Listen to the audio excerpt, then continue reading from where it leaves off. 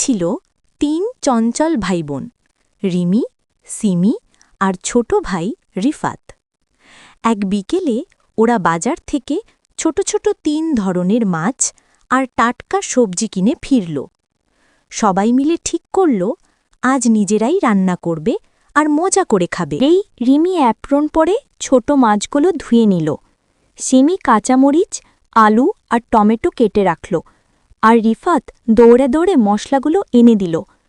রান্নাঘরে ৩ জনের সেই কাটাকুটি আর হাসাহাসি দেখে মা দূর থেকে হেসে বললেন, রিমি ফ্রাই প্যানে তেল দিয়ে মাছ ভাজল, সিমি সবজি দিয়ে ঝোল তৈরি করল, আর রিফাত টেবিল সাজিয়ে প্লেট, গ্লাস আর লেবুর ফালি গুছিয়ে রাখল। রান্না শেষ হলে ৩ জন মিলে ওকে শ্যুট শুরু।